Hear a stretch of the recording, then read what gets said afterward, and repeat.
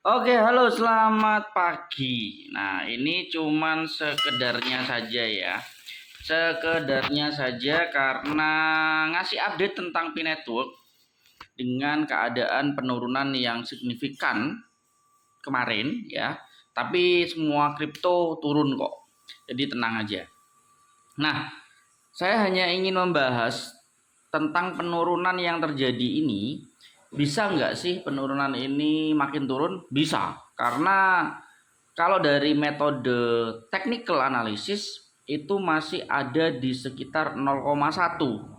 Kenapa seperti itu? Karena dari trendline ini, teman-teman, trendline yang ini ya, yang ini hitam, itu bisa penurunnya nyampe ke tempat trendline lagi atau menyentuh trendline tersebut gitu, teman-teman. Ya. Jadi ini kemungkinan bisa ke sini, teman-teman. Baru nanti bisa naik gitu ya. Tapi kenaikannya harus seperti apa? Nah, yang pertama kalau dari sisi metode technical analysis pasti punya yang namanya candle pattern, mungkin ada support. Nah, support ini sudah saya tandai di warna merah ini ya, di paling bawah ini 0,1 ya. Selanjutnya kalau dari sisi fundamentalnya seperti apa? Ya, kalau ini sulit. Kenapa? Karena semua tergantung dari core team.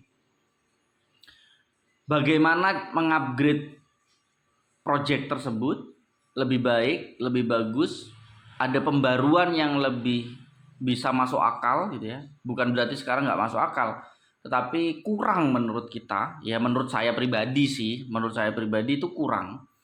Karena fungsi P-Network sendiri masih belum terlalu jelas. Udah sering saya katakan belum terlalu jelas.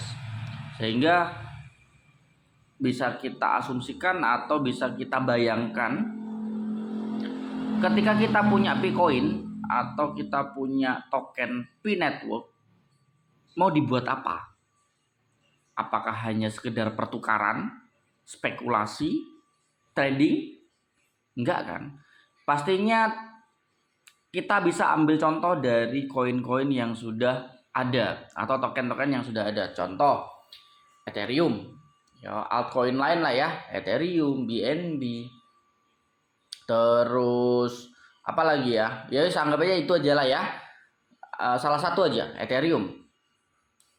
Kenapa kok bisa naik dan kenapa kok sangat-sangat populer gitu ya? Karena dia memiliki fungsi di mana bisa dibuat project di bawahnya. Walaupun P-Network juga ada project, tapi kan belum semaksimal seperti Ethereum. BNB sama, dia menggunakan jaringan BSC20, bisa kita buat project juga, bisa buat koin juga, ya kan?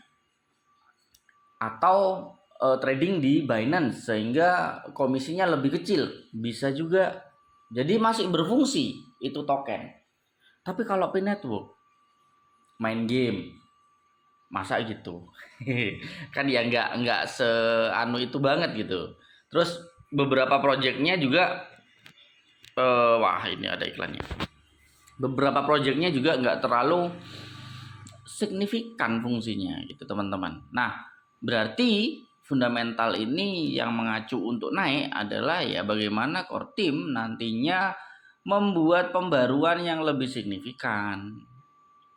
Ya minim-minimnya walaupun ada beberapa game yang sudah disetujui, ya gamenya paling enggak grafiknya bagus lah, atau gamenya bukan game-game tahun jadul lah. Ini kan termasuk game-game tahun jadul yang bentuknya atau gambarnya kurang meyakinkan gitu ya. Itu aja sih menurutku. Nah, dari sini bisa dapat kesimpulan ya bahwa P-Network masih turun, apalagi kalau dari sisi technical analysis sangat turun. Di moving average 50 aja dia nggak mampu untuk lebih naik lagi. Di mana? Di warna biru, teman-teman. Di garis warna biru. Nah, kayak gini ya. Itu aja nggak bisa ditembus lagi. Itu udah menandakan kurang kuatnya pergerakan yang bisa mendorong lebih naik lagi. Powernya itu kurang kuat, bisa dikatakan seperti itu. Oke, itu aja mungkin yang bisa saya sampaikan untuk update P-Networknya. Karena kenapa nggak update-update ya, karena nggak ada update yang terlalu signifikan. Dan technical analisisnya pun kurang bagus, masih turun. Jadi ya hati-hati buat teman-teman yang membeli nyerok di bagian bawah, itu hati-hati dulu. Lebih baik analisa secara pribadi lebih kuat lagi gitu ya, agar bisa mengamankan uangmu dan menjaga mentalitasmu gitu. Oke, itu aja yang bisa saya amankan. Saya Anus Agung Prayoga. Terima kasih banyak. Bye bye.